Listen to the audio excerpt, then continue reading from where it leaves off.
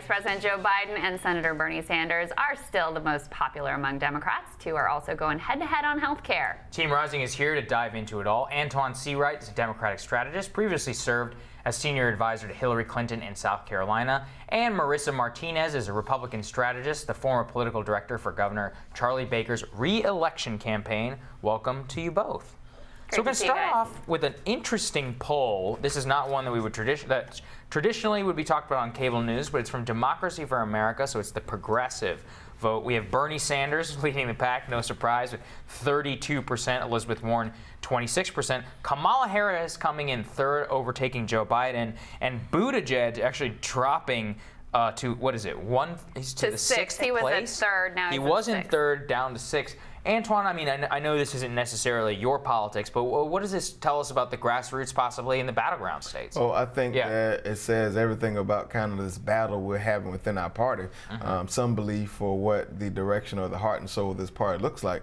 You're going to have a battle of whether we are progressive, whether we're liberal, or whether we're still a center-left party. Conventional wisdom says that we're still a center-left by every poll and indication I've seen, and by the fact that Joe Biden still leads the way. And most state polls and national polls, I think, speaks to the fact that we are still a center-left type party. And when I look at what happened in 2018, the fact that we have the majority in the Congress because we won in non-democratic blue traditional places says everything about where I think we have to go as a party if we want to maintain our majority, preserve it, and win the presidency. Counterpoint to that, a couple things. Well, we can fight another time about whether the right political approach is centrism. Hillary Clinton, and 1,000 state legislative seats may argue otherwise. Put that aside.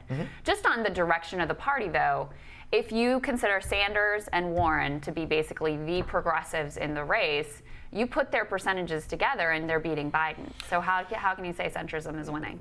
No question. I don't disagree with that notion, but here's what I think the most important thing every poll has said is that we want to beat Donald Trump in November. Yeah. And when you look at what most conventional wisdom says that it takes to beat Donald Trump, then you can put those percentages together all day, every day. But the fact of the matter is the center-left type approach to this party still runs the day. And keep in mind, Biden can be progressive and center-left.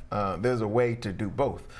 This idea that the Republican Party trying to paint us as like off-the-cliff liberals is what scares me. We should not let the other side define us. Marissa, what do you think? What do you make of this poll? So, this poll in general is kind of fascinating because if you actually break it down by the Iowa and the New Hampshire results, Biden is winning at 42.7%.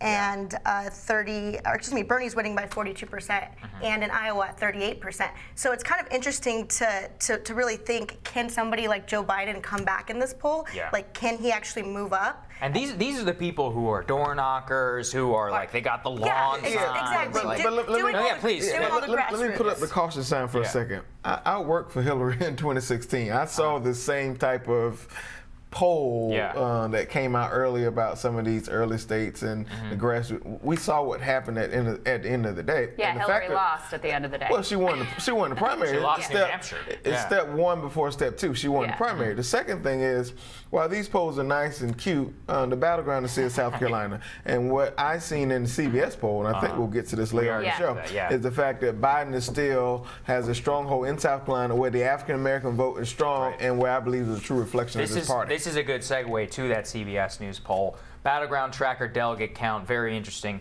Basically, there's 3,768 delegates up for grabs.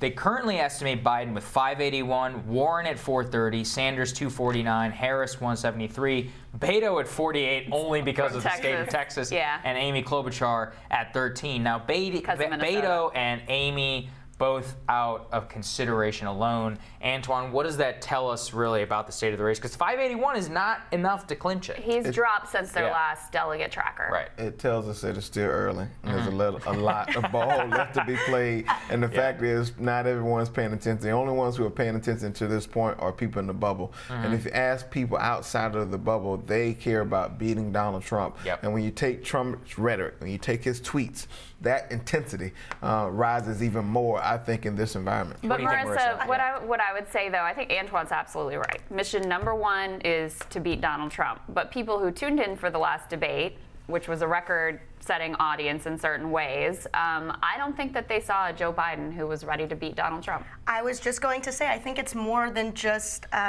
it's more than just a fluke. It's almost a trend to kind of see Joe Biden consistently, kind of accidentally trip over himself. We definitely saw that in the last debate between his spat with Kamala Harris. So we kind of have to ask ourselves: is he ready to come back on the second debate and do well? But Can I offer one lens of suggestion here? The fact of the matter is, a small percentage of people tuned into that debate, and if you do this business enough to know that people who watch debates are people who have their mind made up or lean in a certain way, or who are just Republicans who are just watching from afar. But how can you say that when the polls have changed? The one consistent thing since that debate is that Biden has dropped in the polls.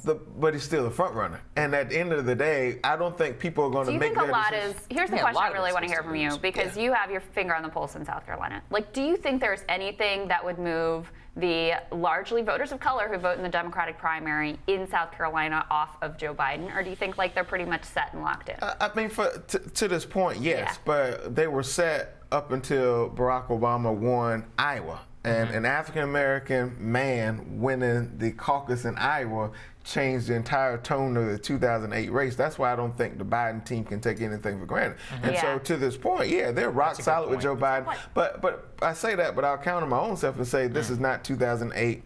The state of the country is different. The urgency to do something about Donald Trump is totally different. And that's why you see this strong notion or feeling about defeating Donald Trump. We didn't see that in 2008, and quite frankly, we didn't feel that in 2016. No, people took it for granted.